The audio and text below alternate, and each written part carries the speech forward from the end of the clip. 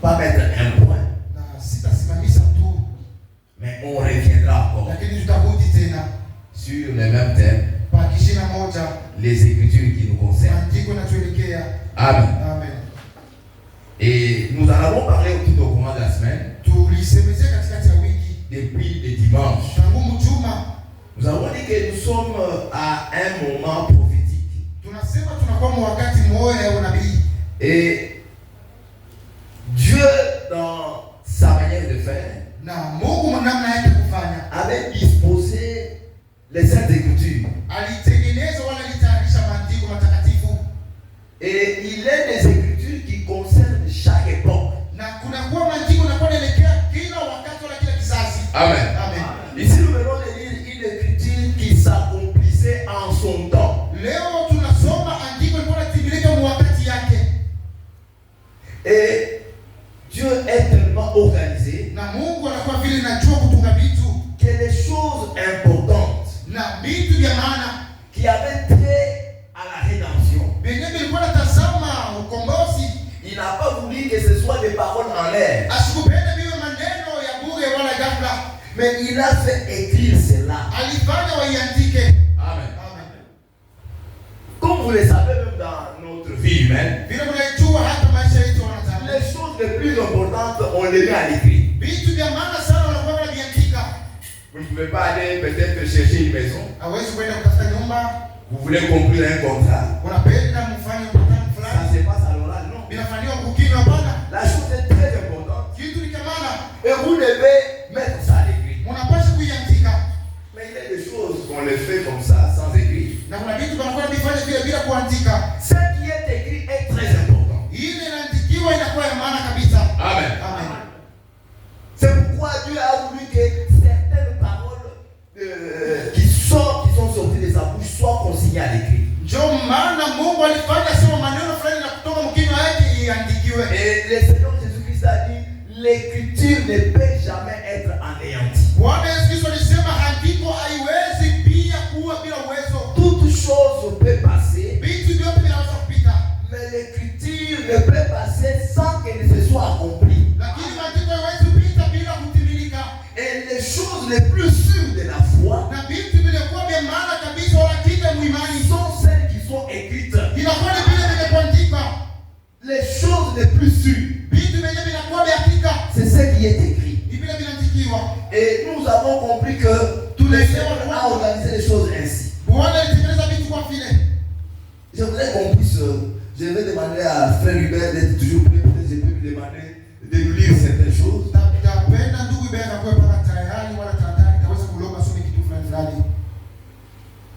Dans la prédication, les choses qui doivent arriver.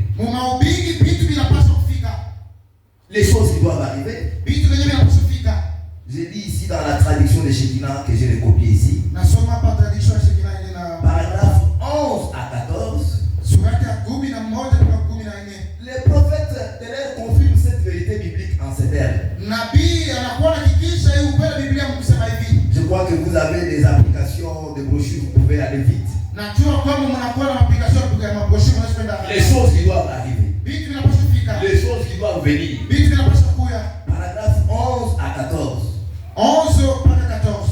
Le frère, vous avez trouvé? Je vais lire ici. Qu'est-ce que le prophète dit? L'église est en croissance. À chaque âge est assigné une portion de l'écriture. De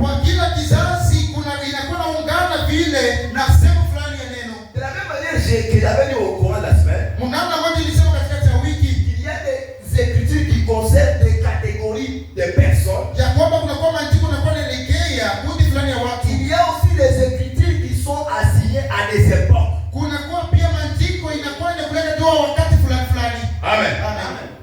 Chaque époque a une écriture qui doit s'accomplir dans cette époque-là. Et le frère Abraham dit,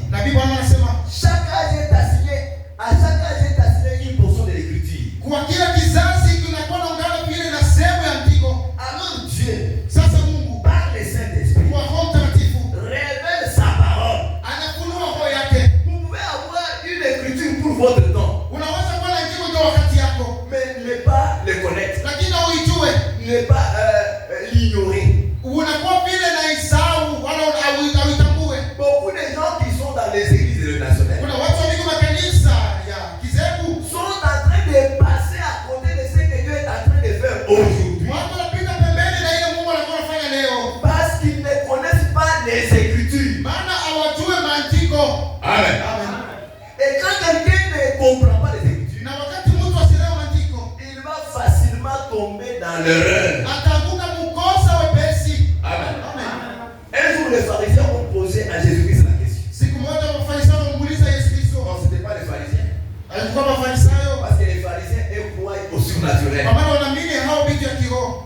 À cette époque là-bas, il y avait deux grands groupes. Ile wakati kulikuwa makundi mbili. Il y avait les pharisiens. Kulikuwa mafarisayo. Ils sont des types de pentecôtistes. Wanakuwa mfano wa Pentecoste wa leo. Les églises pentecôtistes dénominationnelles. Makanisa ile kipentekoste kile kizebu. Ils croyaient au surnaturel. Walikuwa na maneno ya kiroho. Ils croyaient qu'un ange pouvait parler à quelqu'un. Walikuwa na kama malaika ndio kusema Mungu. Ils croyaient à la guérison divine. Walikuwa na mimi kuuponyaji wa Mungu. Ils croyaient que même la résurrection pouvait avoir lieu. Walikuwa na mimi kwamba hata ufufuo unawezekaniwa. Mais il y avait un autre groupe, les Sadducéens. Ilikuwa ni kundi fulani wa Sadukayo. Moi je les ai toujours comparés aux témoins de Jéhovah. Na kwa vile wafananisha na washuhuda wa Yehova leo. Les Sadducéens ne croyaient ni au Saint-Esprit. Hawakuwa na mimi hata Roho Mtakatifu. Ils ne croyaient pas que un miracle pouvait avoir lieu. Hawakuwa na mimi kwamba muujiza ulipaswa Ils ne kufanywa. croyaient pas à la guérison divine. Hawakuwa na mimi uponyaji wa Mungu. Ils ne croyaient pas même qu'un ange pouvait parler à quelqu'un. Hawakuwa na mimi hata kwamba malaika anaweza kusema na mtu. Alors ils sont venus avec les questions. Walikuwa na swali yao. Vous qui dites qu'il y aura la résurrection des morts. Nini mnasema kutakuwa ufufuo wa wafu? Et ils s'adressaient à Jésus-Christ. Alikuwa anasema na Yesu Kristo. Il y avait un homme. Kulikuwa mtu mmoja. Il avait épousé une femme. Mwenye alioa mke mmoja. Et l'homme est mort. Ule mtu alikufa. La femme elle est veuve. Mume anakufa, mke anabaki. On l'a pris par quelqu'un d'autre. Anabeba kwa mtu mwingine. Celui-là aussi est mort. Ule mwingine naye alikufa. Jusqu'à 7. Mpaka mara À 7. la résurrection des morts. Sasa kwa ufufuo wa wafu. Cette femme va appartenir à qui? Ule mke atakuwa wa nani? Et dans sa réponse, Jésus-Christ a dit, Na majibu Yesu Kristo alisema, vous êtes vous en erreur. nini mnakuwa mkosa? Parce que vous ne connaissez pas les Écritures. Maana hamjui maandiko Et l'Écriture de votre temps. na andiko ya wakati yenu. Pour que vous puissiez la comprendre, Ili mpate kuielewa, il faut qu'elle vous soit révélée par les Saint-Esprit. inapaswa kufunuliwa na Roho Mtakatifu. C'est pourquoi Ndio maana Dieu par les Saint-Esprit Mungu kupitia Roho Mtakatifu révèle sa parole. anafunua neno lake. Je suis en train de lire la citation. Niko nasoma mahubiri En yake. la manifestant Mkuionyesha et en la confirmant na lui-même, mkuihakikisha peke yake. en montrant que c'est sa parole qui s'accomplit Kuonesha sema ni neno yake inatimilika. à l'époque pour laquelle elle a été promise. Mu wakati yenyewe ilikuwa yenye kufasa. Amen. Amen. Il y a des écritures Kuna maandiko assignées à chaque âge. yenyewe inakuwa naungana kila kizazi. L'écriture qui était réservée pour l'âge de Luther, Andiko yenyewe kwa naelekea kizazi kanite. ce n'est pas la même écriture pour l'âge de Wesley. Haiko andiko moja kwa kizazi ya Wesley. Ce n'est pas la même écriture pour les réveils pentecôtistes. Haiko vile vile juu ya uamsho wa Pentekoste. Mais à chaque époque, Dieu a assigné une portion de l'écriture. Lakini kwa kila wakati kila kizazi Mungu alileta sehemu ya neno. Et dans notre temps, Na wakati yetu nous devons surtout surveiller les écritures qui nous concernent. tunapaswa kuchunguza maandiko yanayotolekea. Et le mercredi, Na mkazi tatu. j'ai parlé de la première écriture qui nous concernait. Ilisemesea andiko ya kwanza ilikuwa inatolekea. C'est Malachie. Inakuwa ni Malaki. Amen. Amen. Et j'ai dit à ceux qui étaient présents Nilisema kwa wale walikuwa que le livre de Malachie là, ya kwamba kitabu cha Malaki. j'ai dit que vous qui avez Malachie 4, Nasema nini mnakuwa vile dans nasoma Malaki certaines nne. versions, il n'y a pas Malachie 4. Na kuna kuwa tafsiri fulani haina Il mo. n'y a que Malachie 3. Unakuwa mpaka sura ya 3. Amen. Amen. Et si nous prenons Malachie 3 à partir de quoi, du 13e verset, Kama tunaweza kubeba Malaki sura yake ya c'est là que nous comprenons la pensée de Malachie 4 elle a commencé là-bas. pale ndio tutaelewa kwamba mawazo ya Malaki nne ilianza pale. C'est Dieu qui est en train de s'adresser à son église du temps. Ni Mungu anakuwa anasema kanisa yake wakati wa mwisho. Et Dieu a observé que c'est une église qui passerait par des moments très difficiles.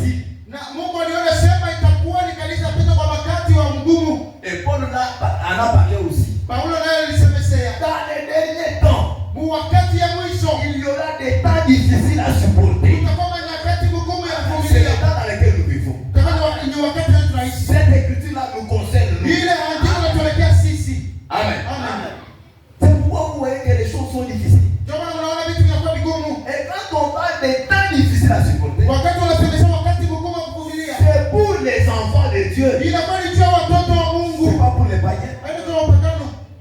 Amen. Amen.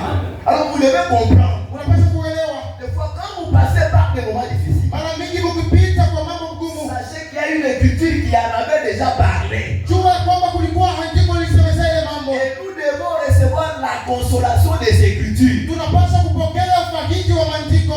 Mais Dieu aussi a eu dans sa parole. Na Mungu naye alisema maneno yake. Dieu ne peut pas permettre que nous soyons éprouvés au-delà de nos capacités. Ya kwamba Mungu asiwezi ruhusu tupate kujaribiwa kupita uwezo wetu. Même quand les temps sont difficiles, hata manyakati inakuwa mgumu, par la parole de Dieu, kwa neno ya Mungu, nous recevons toujours la vertu. Tunapokea paka ile uwezo pour traverser cette désert. kutambuka maile jangwa. C'est pourquoi nous avons intérêt à venir chaque jour. Choma na tunapaswa kwa kila siku Il y a culte kunakuwa ibada pour recevoir la vertu. juu ya kupokea uwezo.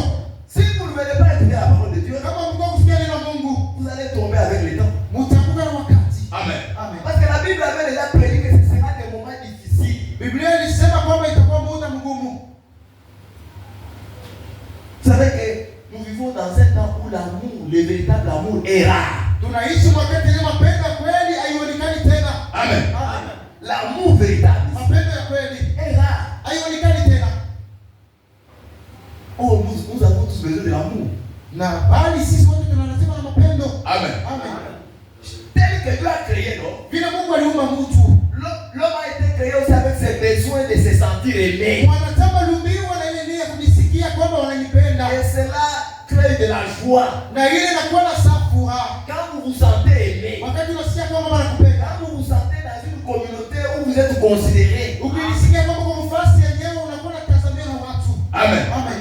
Mais aujourd'hui, même dans les églises, Na leo hata makanisa, beaucoup de gens viennent par formalité. watu wanakuwa na kuwa tu kwa kujitungia vile. Tel que nous sommes ici. Vile tuko hapa. Nous nous rencontrons seulement les dimanches. Huko pengine tunaonana kama mpaka mchuma. Amen. Amen.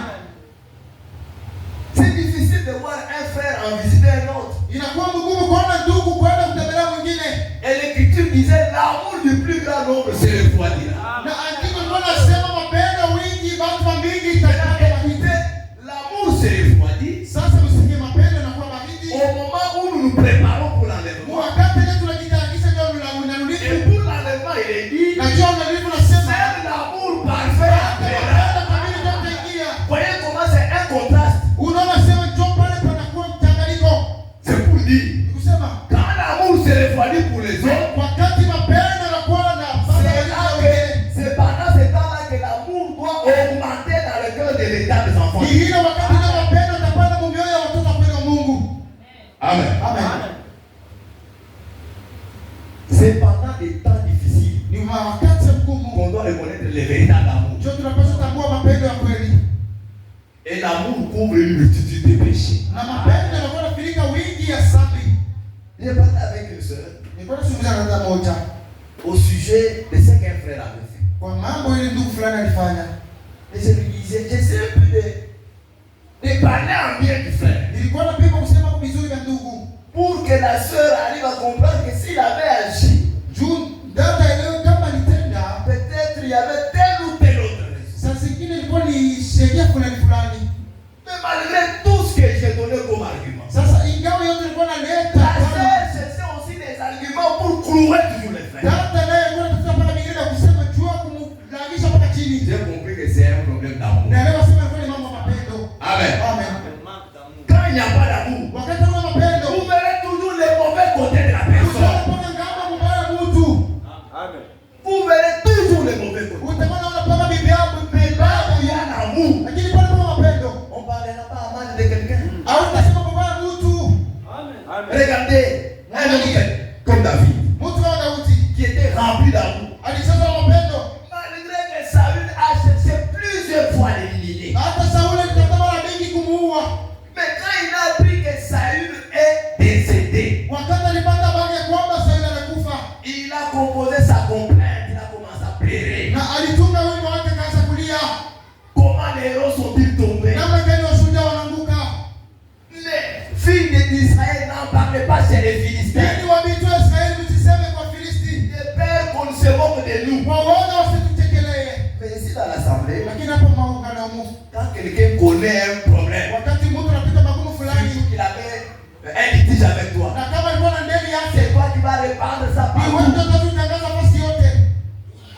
Amen. Ce n'est pas ça. Nous devons revenir. Les moments sont difficiles. Et ce qui peut nous aider, c'est seulement la parole de Dieu. Nous devons considérer, surveiller les écritures qui concernent notre époque. Parce que tout ce qui doit se faire sur cette terre a déjà été écrit. Amen. Tout a déjà été écrit. La Bible parle des origines jusqu'à l'éternité. Amen. La Bible a vraiment balayé toute l'histoire. Et tout ce qui doit venir. Et en marchant avec la parole de Dieu, nous devons faire attention à la parole prophétique. C'est ça que l'Écriture dit. Nous devons faire attention à la parole prophétique. Car elle est pour nous une lampe qui doit éclairer notre marche. Amen. Vendredi, j'ai parlé d'une autre écriture. C'est par rapport à la révélation de cette sceau. J'ai dit que cela nous concerne beaucoup plus. Et cela a suscité même des questions. J'ai reçu quelques questions ici. Je vais essayer d'y répondre de manière brève. Parce que sur les sceaux, il faut un enseignement. Amen. C'est bien qu'on organise tout un enseignement sur la révélation des sceaux. Parce que c'est autour des sceaux qu'il y a eu des divisions. La révélation de cette sceaux, c'est quelque chose qui nous concerne particulièrement l'église épouse. Pourquoi? J'ai lu. Je peux revenir sur l'écriture. Je vais être un peu concis pour que ne pas vous perdre. J'ai lu l'écriture. J'ai lu l'écriture vendredi. C'est Apocalypse. Mais j'avais beaucoup insisté sur les derniers versets. Écoutez ce que les anges disent. Verset 9. Et ils chantaient un cantique nouveau en disant, tu es dit de prendre les livres et d'en ouvrir les sceaux, car tu as été immolé. Voyez ici, l'agneau avait été immolé. Et nous savons que l'agneau de Dieu, c'est Jésus-Christ de Nazareth. Et physiquement, il a été immolé à la croix. Et tu as resté pour Dieu par ton sang des hommes de toute tribu, de toute langue, de tout peuple, de toute nation. Tu as fait un royaume et des sacrificateurs. Et cette dernière partie nous concerne. Ils régneront sur la terre. Amen. Il est question ici de la restauration de la domination messianique.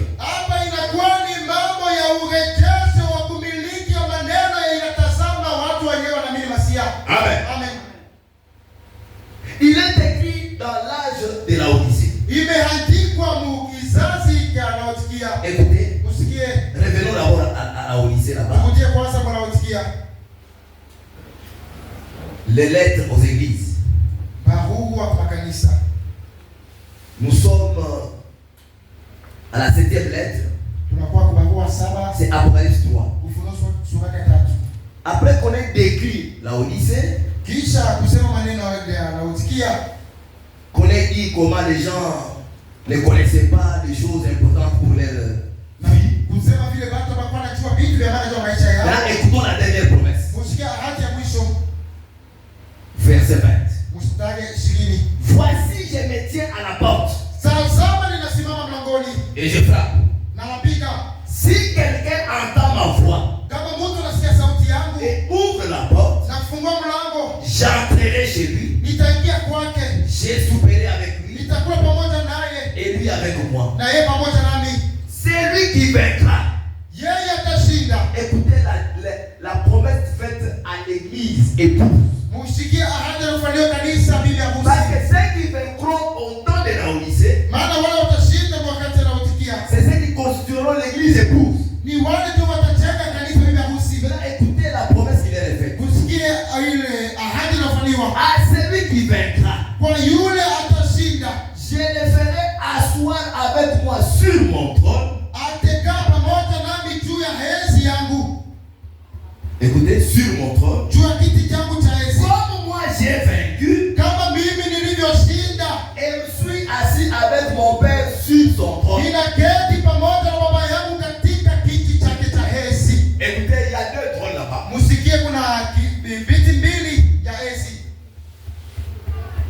Il y a des trônes. Kuna viti mbili. Il y a un trône céleste.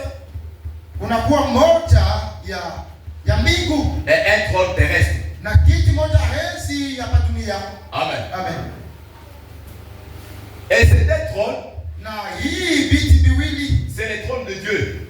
Inakuwa ni viti vya enzi ya représente les deux dimensions du trône de Dieu. Na inakuwa inaonyesha hatua mbili ya kiti cha enzi cha Mungu. Ici il est parlé de deux trônes. Hapa inasemesha mambo ya viti mbili. À celui qui vaincra, kwa yule mwenyewe atashinda, je le ferai asseoir avec moi sur mon trône. Tafanya hekale nami pa enzi yangu. Comme moi j'ai vaincu, vile mimi nilishinda, et je me suis assis avec mon père sur son trône. Mais mimi naikala na baba yangu pa enzi yake. Le trône du Père c'est un trône céleste. Enzi ya baba ni kwani enzi ya mbingu. Et quand Jésus-Christ a vaincu, wakati Yesu Kristo alishinda, il a vaincu à la croix. Alishinda msalaba. Il a triomphé des autorités. Yeye alitawala mamlaka. Des dominations. Ile maushindi. Il a vaincu les péchés à notre faveur. Alishinda dhambi kwa ajili yetu. La Bible dit il est allé s'asseoir à la droite de Dieu. Biblia inasema nenda kuikaa kuume wa Mungu. Et c'est là qu'il est jusqu'à présent. Na ni pale tunakuwa mpaka sasa. En train d'intercéder pour nous. Yeye anaomboleza juu yetu. Amen. Amen. Mais il dit, comme je me suis assis aussi avec mon père sur son trône, c'est lui qui vaincra. Comme moi j'ai vaincu, il va aussi s'asseoir sur mon trône. Quel est ce trône-là? Écoutons maintenant dans Luc. C'est pour comprendre que il y a des choses qui nous concernent. Nous devons chercher à les comprendre pour nous les approprier. N'oubliez pas toujours cette citation que j'ai donnée. J'ai donné la citation depuis dimanche. Je suis à la porte et je frappe. S'il y a une portion de l'écriture qui vous appartient, appropriez-vous cette portion. Car elle va s'accomplir. Écoutons ce que l'ange dit à Marie.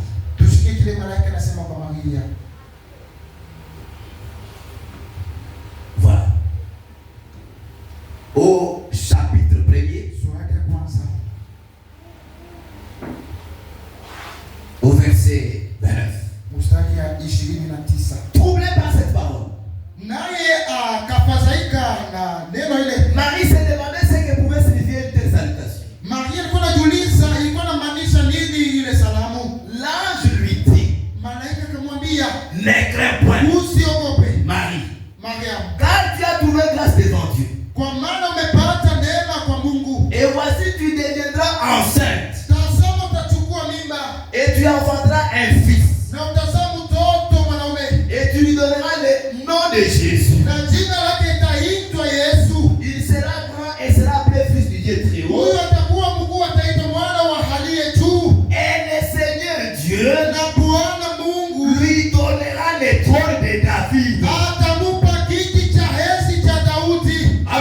Amen. Vous avez compris le trône dont il est question? Utaelewa je maana ya kiti yenyewe wanafanya semesea. Le trône de David, Kiti cha Daudi, c'était le trône de Dieu. ilikuwa ni Yesu ya Mungu. Mais c'était un trône terrestre. Lakini Yesu ya dunia Qui permettait à David ilikuwa inahusu Daudi de dominer sur la terre. atawale pa dunia Pour le compte du royaume de Dieu. juu ya mambo ya ufalme wa Mungu. Mais comme les fils de David Lakini bila wana wa Daudi n'avaient pas été obéissants à Dieu, hawakuwa watiifu kwa Mungu. Dieu avait décidé au temps d'Ézéchiel, Mungu alibeba mpango et au temps d'Ézéchiel et de Jérémie, wakati ya Ezekieli qu'aucune personne ne saura encore s'asseoir sur cette na terre. Yeremia kusema kuna mtu tena atakayekuwa kwenye hesi. C'est pourquoi depuis la déportation à Babylone, Joko wale tangu kupeleka mu Babilona. le trône de David était resté vide. Yesu ya Daudi limekaa wazi. Amen. Amen.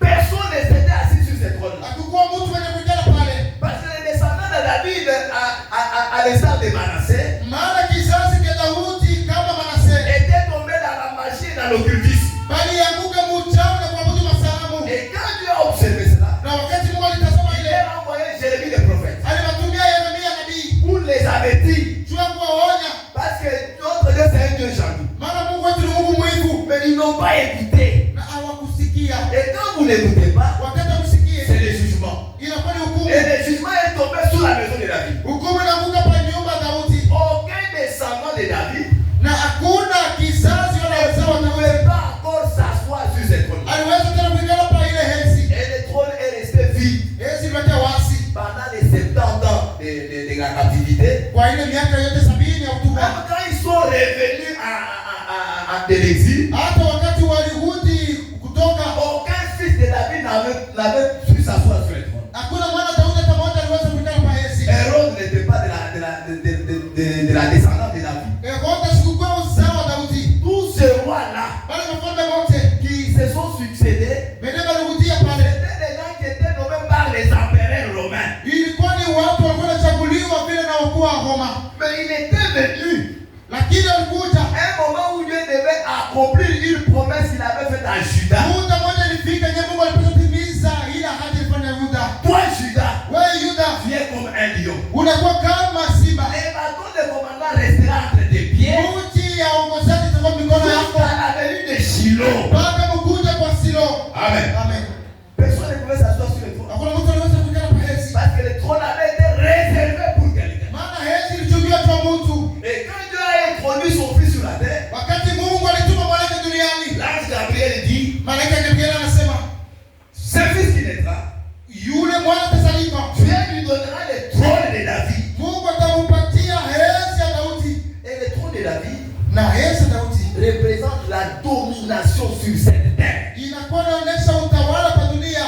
Mais cette domination n'avait pas marché avec David Na ile utawala haitembea na Daudi et avec ses fils na wana wake, parce qu'ils étaient encore esclaves du péché. maana walikuwa ndani watumwa wa dhambi. Il fallait que Jésus vienne. Ilipasha Yesu akuje.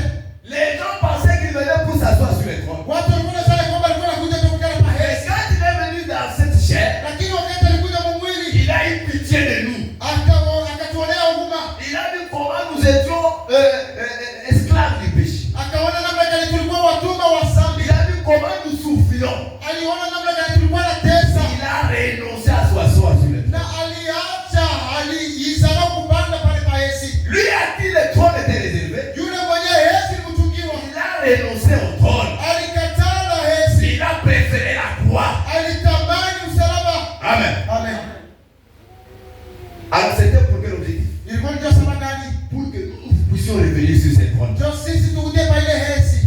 C'est pourquoi la Bible dit, Ndio maana Biblia inasema tu es racheté par ton sang. unakomboa kwa damu yako. Les gens de toute race, Watu wa kabila de yote, toute tribu, wa rangi yote, de toute langue. watu wa lugha yote. Et tu as fait un royaume de Na sacrificateurs. unapofanya kuwa ufalme na makuhani. Ces gens-là doivent régner. Wale watu wanapaswa kutawala. Amen. Amen. Alors vient la question de cette source. Sasa swali linakuja pale Mewisaba. Les règnes là Na ile utawala étaient liés à la révélation de cette source. ilikuwa yenye kuungana kwa ufunuo wa miuli saba. Alors en acte. Twende Matendo ya Mitume. Acte. Matendo ya Mitume. Parce que les gens ont posé à Jésus la question. Maana watu wanamuuliza Yesu. Acte chapitre 1. Lisons un peu ces Écritures. Nous allons comprendre les temps dans lesquels nous vivons et à quoi Dieu nous a destinés. Au verset 6. Acte 1:6. Alors les apôtres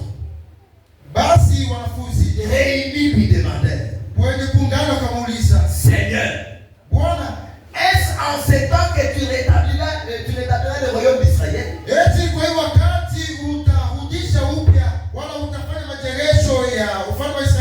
Amen. Amen. C'est trône de David là qui était tombé. Est-ce en ce temps que tu vas le restaurer? C'est la question. Il leur répondit, ce n'est pas à vous de connaître les temps ou le moment que Dieu a fixé, le Père a fixé de sa propre autorité. Amen. Amen. Ce n'était pas le temps. Parce que Daniel 2:44 avait déjà prédit. Quand la statue sera au niveau des pieds, que le royaume de Dieu sera restauré.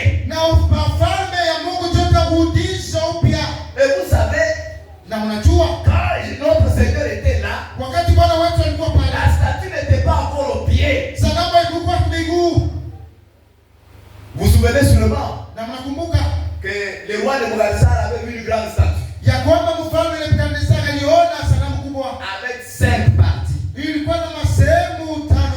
Et la partie des jambes c'était l'Empire romain.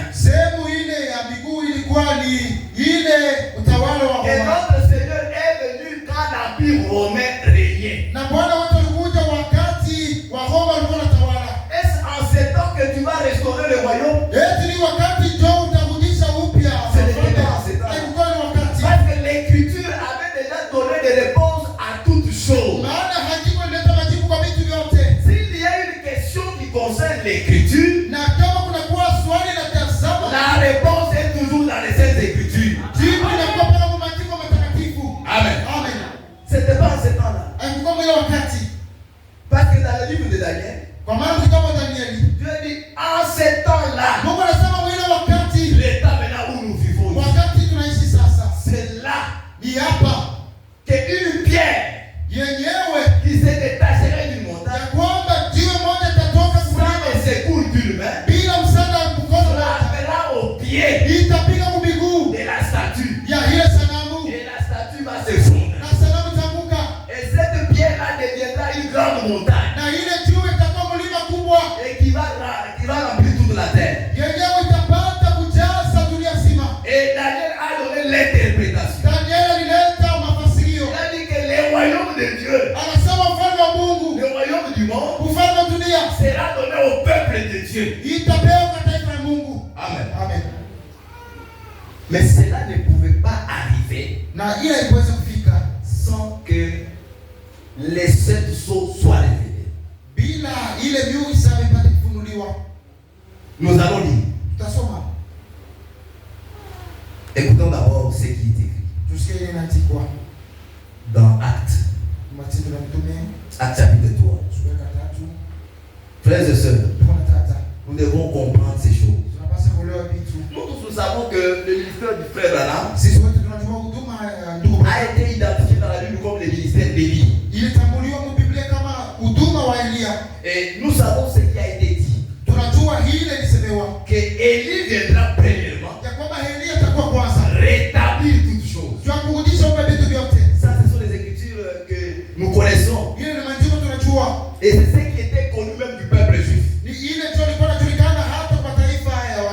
Un jour, les disciples de Jésus ont posé la question au Seigneur. Pourquoi les pharisiens disent que Élie doit venir premièrement? Et le Seigneur a dit, ce qu'ils disent est vrai. Élie doit venir premièrement et rétablir toutes choses. Et cette restauration totale, ici en acte, précède la venue du Seigneur. Écoutons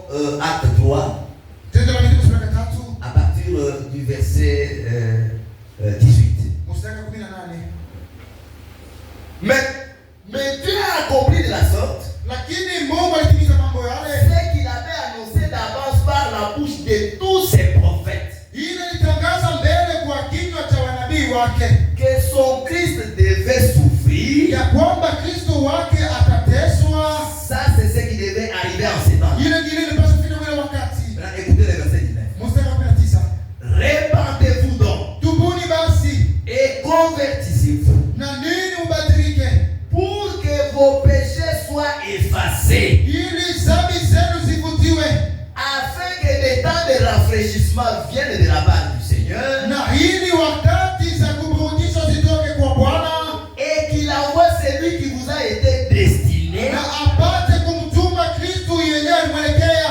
Jésus-Christ. Yesu Kristo. Que le ciel doit recevoir. Ambaye ilipasa mbingu ipokee.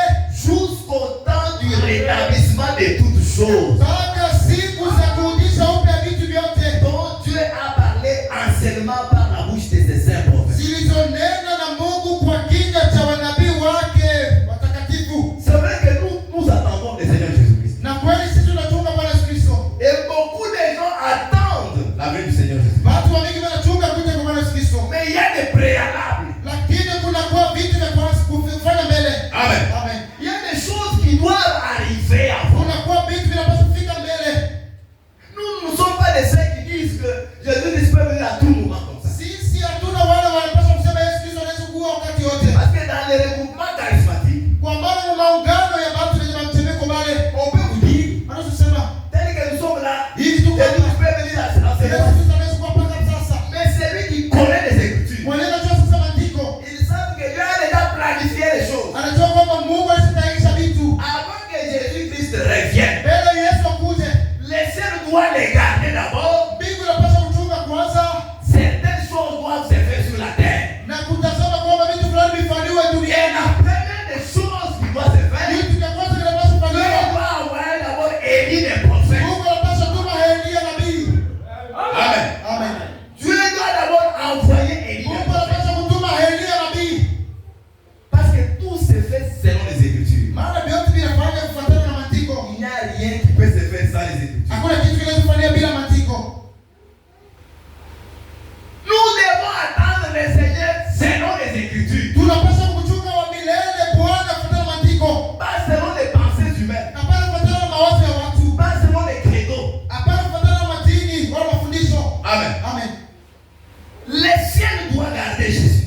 Mbingu inapaswa kumchunga Yesu. Et jusqu'à présent, Mpaka sasa le ciel garde Jésus. mbingu inachunga Yesu. Attendons quoi d'abord? Yeye kuchunga nini? Que toutes choses soient rétablies. Vitu vyote vipate kurudishwa upya. Amen. Amen.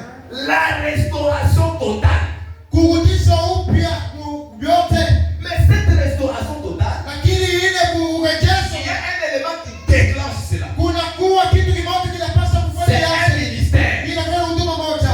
Amen. Amen. Il faut qu'il y ait d'abord un ministère prophétique Inapaswa kuwa kwanza huduma wa qui unabii. va prêcher la restauration. Yenye itahubiri urejesho. Et quand les gens auront cru en ces messages de restauration, Na wakati watu watamini yule ujumbe ya ils urejesho, vont expérimenter la restauration. wataonja hayo.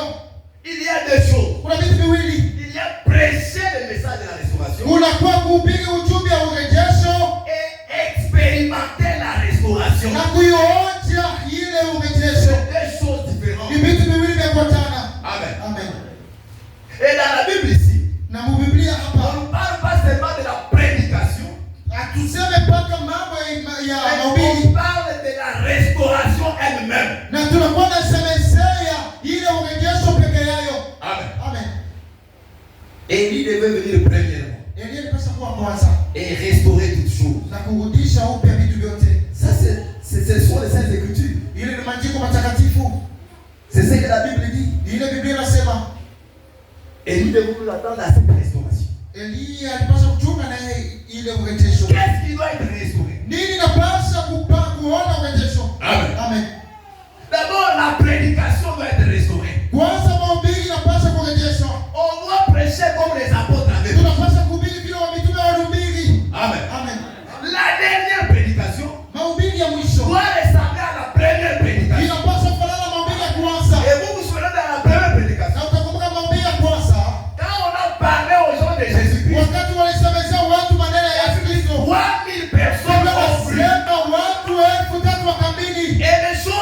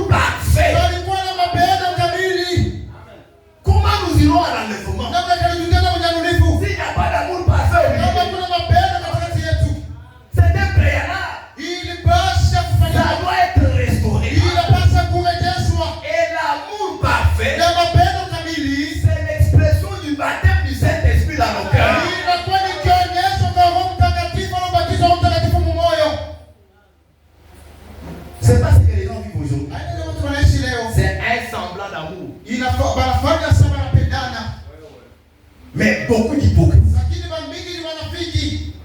Amen. Vous savez, des fois moi je suis en train de voir beaucoup d'hypocrisie. On doit se dire la vérité. On ne doit pas être là.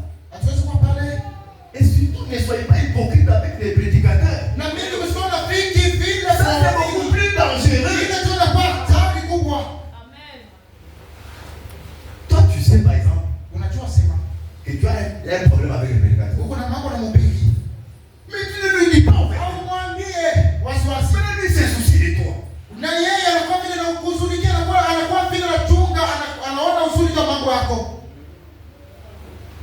C'est ce que nous voyons ici. Et ça bloque la puissance. Moi je connais des cas comme ça. Je sais que Oulé, celui-là, en allant parce qu'il y a un chiquier fulani. Parce que telle personne a dit ceci. Mais quand on va dans mon foie. Et si on les suivait, pourquoi tu t'absentais? Mais c'est faux. Maintenant, on transforme.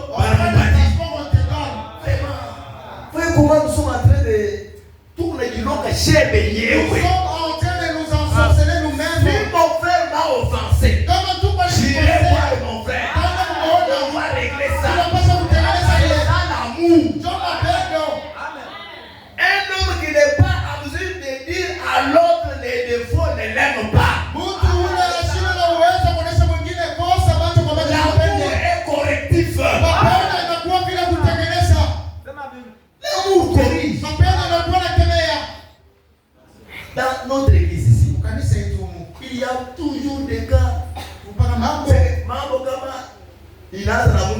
Si le problème, ici il y a un problème entre une personne, avant quelque chose, avant de la c'est tout le monde à l'église qui va les connaître. bouche à l'oreille. Bouche à l'oreille, ben étant dans le téléphone, vous souboui. Amen. Mais nous attendons Jésus comment? Ça, c'est tout le monde qui est sous la gagné. Nous devons avancer dans la restauration. On n'a pas ce qu'on délai pour Parce que la restauration c'est un processus. L'église est en croissance. Nous devons aller de victoire à victoire. Marchant sur les péchés. Amen. Ces choses-là, ça nous empêche d'aller de l'avant. Et si nous sommes réellement des élus, parce qu'un élu ne peut pas manquer la vérité. Mais nous retardons les choses. Parce que tant que tu n'es pas prêt, l'avion ne décolle pas. Si tu es réellement un élu, tant que tu n'es pas prêt, parce qu'on ne remplace pas quelqu'un à la dernière minute. Dieu c'est un tireur d'élite. Quand tu es décidé, il ne peut pas te rater.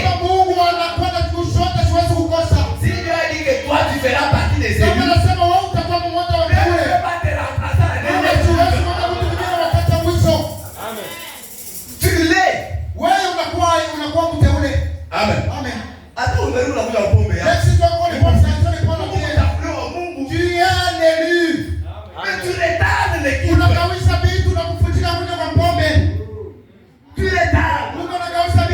Tu retardes l'église de Dieu. Amen. La restauration. Nos vies doivent être restaurées. Mener la vie quand même mener les apôtres. Une vie d'unité. La Bible dit quoi? C'était des gens assidus aux enseignements. Sommes-nous assidus aux enseignements?